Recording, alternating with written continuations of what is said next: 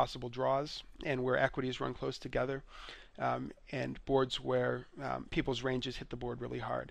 And I think it's particularly important in PLO because there are so many boards that are really draw heavy but play significantly differently from each other, and it's as a function of how likely it is that people's ranges hit the board. And so on boards where straight is not possible, we've got 4 examples here: a dry heavy board where there's lots of sets and top 2 pair type hands in people's ranges, not very many draws, and a really polarized dynamic at the top of ranges. This material continues onto a second slide, and so I'll get into more of the play dynamic stuff when we get to that slide. Dry light boards like Jack 6-2 Rainbow, 10-5-2 Rainbow. These are boards that both don't have very many draws, and also have a relatively low frequency of people flopping the top end of ranges. There are a lot more sort of one pair combination, or not one pair, or dryish one pair hands, or over pairs, top pair plus good kickers, these kind of hands that have more value on these boards because there just aren't that many sets in people's ranges. There aren't big draws in people's ranges, and so you sort of see a different dynamic. And the top hand, the hands that are the dominating hands that are significant in people's ranges on Ace King 9, aces, kings, Ace King. Set of 9s is a pretty high frequency set for a middle set.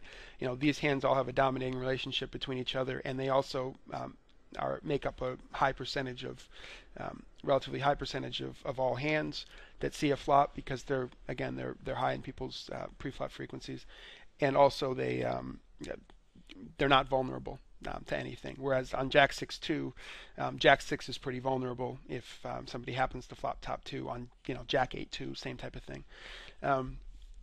Wet heavy boards are boards that generally are flush draw boards that have a couple of Broadway cards and have a lot of straight draw possibilities, flush draw possibilities, and also have a high likelihood of people having flop top set, middle set, or lots of the big draws like Jack 10-6 with a flush draw. You've got all these King Queen 9, Ace King Queen type hands.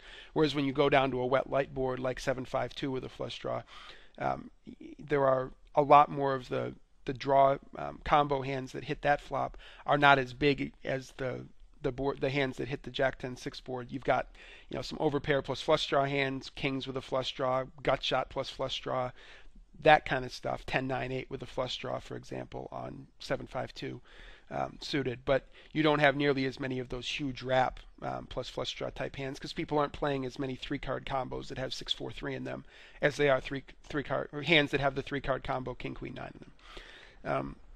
Something analogous is going on with the straight boards. You start out with the dry boards are the boards, rainbow boards, where the nut straight is relatively invulnerable. A board like 9-8-7 Rainbow, there's only a gut shot to beat Jack 10. On a Jack or a 10 turn, the nuts changes to another straight. On all of the other turns, Jack 10 is still the nuts. On these Broadway boards like King Queen Jack, the nuts is going to stay Ace 10. The nut straight will stay Ace 10. The rest of the hand regardless.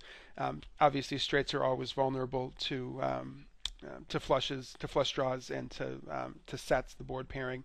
And there's a lot of cases where the nuts is a flop straight, and by the river the nuts is no longer a straight, even the quote-unquote invulnerable nut straights. But there is a significant difference between the likelihood that we end up with Ace 10 still being the nuts on the river when the board's King Queen Jack Rainbow, than the chance that 10-9 is still the nuts on the river when the board is Queen Jack 8 with a flush draw. So much more draw heavy, these wet heavy boards like Queen Jack 8, King Jack 9, and these are also boards that have a high frequency of whatever the nuts is, and also what all of the hands that run close in equity to the nuts is. So on Queen Jack 8 with a flush draw, Bear 10-9 is a pretty common hand for somebody to have, and it's also not that strong of a hand because there's a bunch of hands that are either favored over it or coin flips against it. Many of those hands are going to the ranges that they may people that are calling a bet on the flop with from somebody who has Bear 10-9.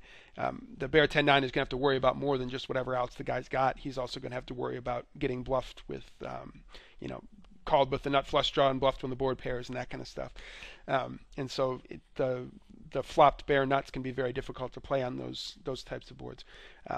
just like with the straight freeboard examples, the wet light boards where straight is possible.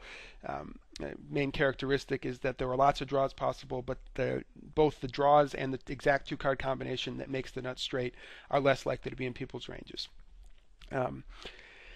This last comment, it's important to recognize that all of the boards where a straight is possible make the nuts more likely than boards where a straight is not possible. And so sort of the top 10% or so of range on a board like 987 Rainbow, or the top 10% of ranges on that board are all Jack 10. It's a dry board where there's really nothing that has good equity against Jack 10, and the frequency that somebody has a random two-card combination is 7% with any unpaired two-card combination that didn't flop a pair. And if you consider the fact that Jack 10 is going to be more common in people's ranges, it turns out to be more like 10 or 12% chance that some specific random hand that saw the flop the nuts on that board. And that's really the whole top of ranges. I mean, there's sets of 9s and 8s and 7s in ranges, obviously, and there's backdoor nut flush draws that could end up as the nuts. But there's not a whole lot other than Jack 10 that is strong on that board. You contrast that to these 632 Rainbow board. There's not much more than 5-4 that's strong on that board, but it's a lot less likely that somebody has 5-4. And then you compare the straight boards where this sort of range goes from 5%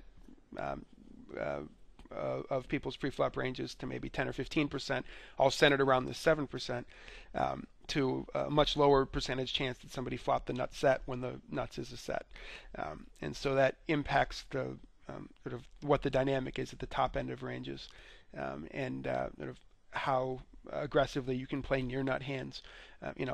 6-5 on 987 or even 10-6 often just has to fold to a flop bet, because the prospect of facing 3 streets worth of betting from a polarized range that includes a lot of Jack 10 and can extend. If somebody has Jack 10 on 987, they're going to be able to bet all 3 streets a very high percentage of the time, still having the nuts on the river. And so if you're sitting there with some kind of non-nut hand, whether it be a hand that can't improve at all like 10-6, or a hand like 9-8 or 10-9-8, or even bottom set or whatever, you're going to face a very difficult 3-street scenario, and you can see that scenario coming from the very first pot size bet in a 3 or 4-way pot.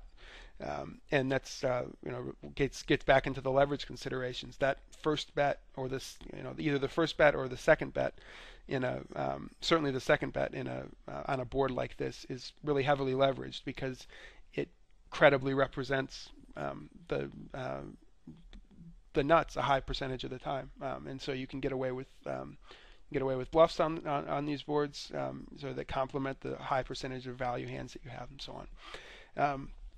Obviously, again, there's a lot more that could be talked about here, and that we will talk about in the flop lesson, the flop videos, which are the first 2 that will follow this one, with Brian Townsend.